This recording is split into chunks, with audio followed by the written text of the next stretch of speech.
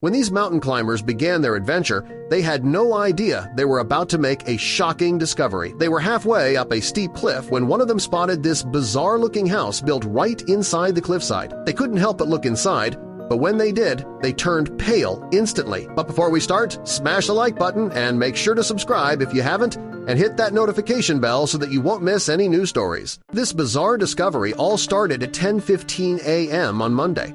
The two mountain climbers, Leo Anderson and Mia Williams, were traversing one of the steepest cliff sides of the country. They had just taken a break on a flattened-out section of the climb and were ready to head on when they saw it.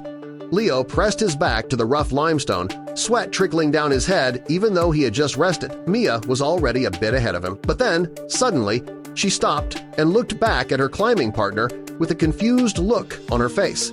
"Is that a window?" she uttered in astonishment. At first, Leo thought that Mia was joking, but the longer her stare lasted, the more Leo found himself equally intrigued. He shaded his eyes and leaned in so he could follow Mia's pointing finger, and then he saw it too.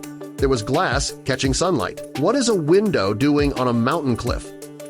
The closer they climbed, the clearer the strange shape became. A tin roof embedded in solid stone above a wooden door that didn't seem like it could be real. Mia stared, then turned to Leo. Someone built a house inside the mountain.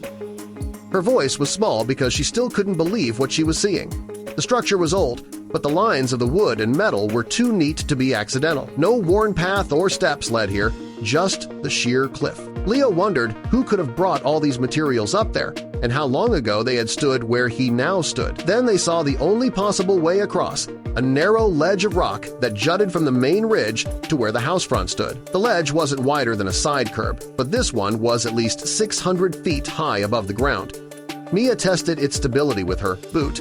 It seemed firm enough to hold them, so after a short discussion, they both agreed to make the journey across.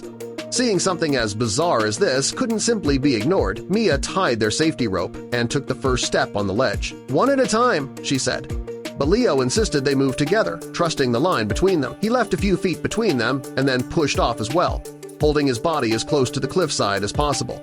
As they crossed, the temperature dropped. The wind, warm just minutes before, was now biting and cold. Suddenly, a metallic clang echoed from what seemed like the inside of the house, ringing out clear as a bell. Leo stopped dead, and Mia's breath caught. It sounded exactly like a shutter blowing open or being slammed shut by someone unseen. The empty windows stared back at them, revealing nothing about what happened behind them. "We've come this far," Mia said, her voice tight but determined. "We have to see what's inside." Leo hesitated, glancing back at the drop below. He reached for Mia's hand, feeling her grip steady him, and together they stepped off the ledge and onto the section right before the mysterious cabin's wooden door. The door was sturdy, with wood that was oddly smooth for its age. Leo touched the handle. It was almost warm. There was no sign of rot or weather damage, despite clear signs that this place was very old. Mia put her ear to the door, listening for movement, but no sound reached her ear. The mountain cabin was eerily quiet and dark inside, making it difficult to spot details. So, to guide their way, Leo flicked on his headlamp, shining the beam into the darkness of the cabin. Mia pulled a scarf over her mouth, her eyes wide with excitement and a hint of fear. They crouched underneath the top of the doorframe to enter. It was barely wide enough for a single person. And then they realized something peculiar. The home-like house front didn't match the other side of the door at all. There was no living space or bedroom area at all, only an odd tunnel leading deeper into the mountain. The tunnel was hardly wider than the doorframe that closed it off from the outside world, and the windows on either side of the door weren't even visible inside the tunnel. "That glass has just a hard rock wall behind it," Leo said in confusion. "But where does this tunnel go?" At first, nobody answered. The two of them took their first steps into the sloped tunnel, but then they heard it again. A loud, clangy sound, followed by a metallic bang. It was the same bell-like sound they had heard before, but this time it was much closer. It seems to come from somewhere near that light. Mia and Leo moved closer toward the end of the tunnel. It was approximately 60 feet long and quite easy to traverse. But then something unexpected happened. The howling winds outside the cabin doors were ruthless and pressing hard against the cliffside. And then one particularly hard gust hit the front door. The once innocent-looking wooden door slammed hard in its frame. So hard, in fact, that it got lodged into the wood paneling around it at an angle. The sound echoed through stone walls of the tunnel, making both Leo and Mia jump. They ran back through the short tunnel, grabbing for the handle, but it wouldn't budge. Leo tried pushing with his shoulder, but the door held firm, and when his flashlight shone upon the edges of the door, he saw how deeply they were buried in the frame. This door wasn't letting them out, and the pressing wind outside wasn't helping either. They were suddenly sealed inside this strange mountain cabin. Realizing they couldn't leave, they had no choice. They followed the tunnel to the source of light ahead, and after they reached the end of the narrow passageway, it spread out into a larger space. It was an area that resembled much more the living room vibe they had expected at the start of their expedition. The room was small and carved directly from stone, like a soldier's barracks hidden underground.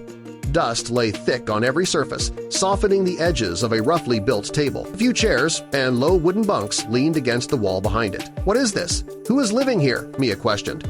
On the table, one plate was present with the remains of a meal. There was a cup with a thin film of something dark at the bottom and a lantern that was still burning. There were traces of life, even though it still felt hard to believe that someone would choose to live in this place.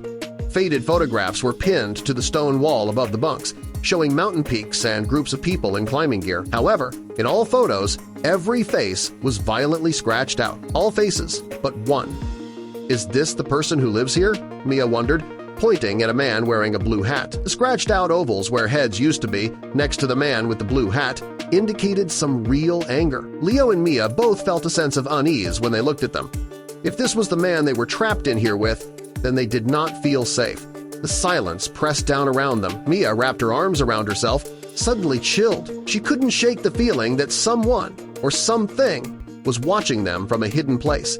Every shadow seemed to move. Leo whispered her name, but she didn't answer right away, trying to calm her quickening breath. Suddenly, a muffled footstep echoed above them, coming from somewhere in the ceiling. Both froze, looking up. There was no second floor, no attic, nothing that could explain the sound. It was as if someone was moving in the stone directly above them, pacing slowly back and forth. Using the table as a base, Leo managed to reach the handle and pull down the hatch. With a loud creak, it opened, releasing a rush of cold air and revealing a pitch-black hole above. "Are we really going in there?" Mia asked, but Leo was already determined. "If something's watching us, it's safer if we know what it is." He disappeared into the darkness, then reappeared at the hatch. "You said you didn't want to be left alone, so come up with me. It's safer together." Mia hesitated, then took his hand. The table wobbled as Leo pulled her up. "You won't believe what's up here," he whispered. She scrambled through the opening and found herself in a narrow hallway that stretched impossibly far into the mountain. They listened. Beneath the stillness, the faint sound of dripping water echoed from behind a wooden door at the end of the passage. As they approached, the dripping turned into a steady roar. Standing together, they reached for the handle and pulled. A deafening rush of water filled their ears. Light streamed strangely into the cavern. They stood behind a massive waterfall. "How is this possible?" Mia breathed. Then a voice echoed through the cave, calling their names. Beyond the waterfall, by the pond below, a man was waving. They recognized him instantly, the man from the pictures, the one with the blue hat. Leo stepped back, wary. But Mia, steadier now, insisted they couldn't turn back. If anyone has answers, it's him. The man's calm posture didn't match the image they'd imagined. He pointed to steps carved into the side of the waterfall. "They're sturdy. I've tested them myself." They descended carefully and approached the stranger. "My name is Liam," he said. "I'm a climber, just like you."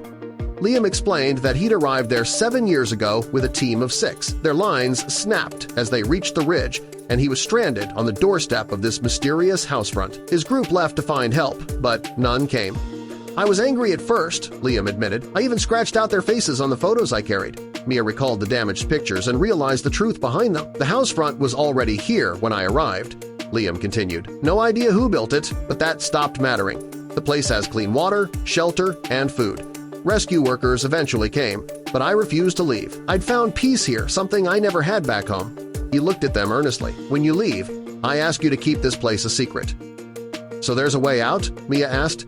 Liam nodded and pointed toward a spiral path winding upward beside the waterfall. "Follow that route. It leads out of the mountain. It's safe. I use it often to gather food from the forest above."